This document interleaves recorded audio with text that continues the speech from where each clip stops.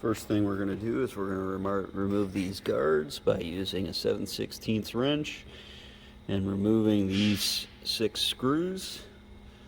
Then we're going to loosen up these screws here that use a 1/2-inch ratchet so that we can close this tensioner up and release pressure off of the chain. Then we're going to remove these covers from each side of the elevator using a 7/16 wrench to remove those 2 screws. Now that my covers are removed, I'm going to break the conveyor chain. So we're going to use this access panel on the side. I'm going to hold on to the belt from one of the flights from the outside. And I'm going to use a punch to punch out one of these pins just like that with a hammer. Make sure that I'm holding my chain up against the other side of the elevator, and I'm going to tap that pin out the other side. There are 2 different diameter holes in this chain. There's a smaller one and a larger one. You want to make sure that you're punching out the smaller size so that it does not break the chain. Before you punch the pins out, hold on to the bottom side of this chain so that it does not fall, because if it comes crashing down, it can break the chain. So either have somebody help you or hold this up with one of your hands.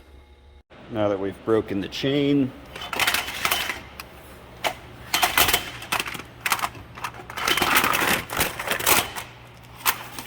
we're going to pull the chain out here on the floor and lay it flat so that we can splice the new chain or the change-out chain to the existing one right here. I personally like to remove these plastic blocks here on the sides. There's an extra 4 screws here just to keep the chain from catching on them while we're replacing it. Now that we have the chain spliced together with the new chain, you can see my 2 different flight spacings. I'm going to turn my elevator speed almost all the way down so that it's running very, very slow. I'm going to ensure that I don't have any obstructions here with my conveyor chain. And then I'm going to feed it very slowly with the power switch.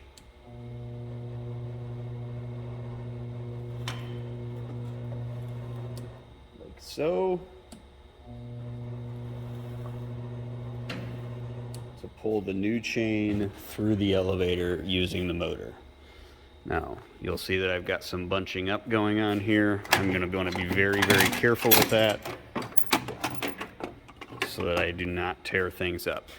So basically, I want to feed this chain all the way down to the floor so that it can collect down there. You just have to be very, very careful to keep an eye on things to make sure that you don't get any jams, because you can break the chain very easily. Now you're going to want to be very, very careful, because if you're moving from a chain that has a way lower flight to a taller flight, you could potentially catch on your rake arm that pulls the caps off or on your top cover. So you need to be very, very careful to make sure that your top cover is adjusted out far enough so that when you bring the new flights up to the old ones, you don't cause a jam. Now we want to keep an eye on this chain as we're coming around the back side of the elevator with the new flight spacing. Sometimes it's best to mark your flight spacing or your splice point in the chain so you can see it. Now I'm getting very close to my access window, so what I'm going to do is I'm going to come around here, and I don't see, oh, there's my chain, my pin.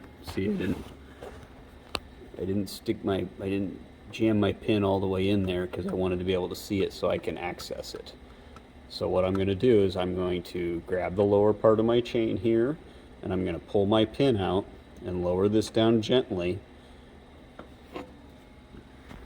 Then I'm going to take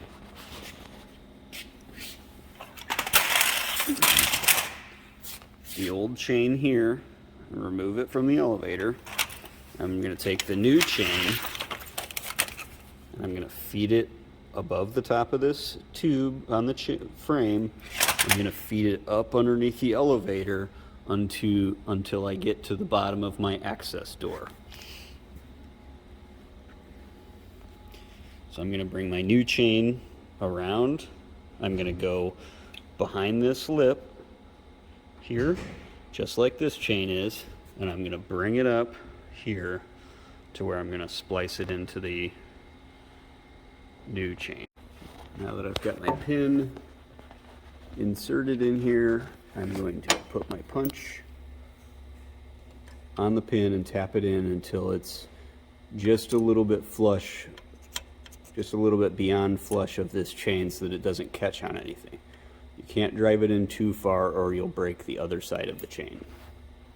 So now you can see that the pin that I just pressed in sits slightly deeper than the plastic on the hinge. Now I'm going to tighten my chain back up with my tensioner here. I'm going to tighten this thing down so that it spreads these brackets apart, tensioning my chain. I don't want to go too tight. I almost always use a hand tool or just do it by hand, because if you use a power tool, you can get it way too tight. Ideally, you will want the chain sagging a minimal amount so that it's not hanging below the bottom of this piece of sheet metal.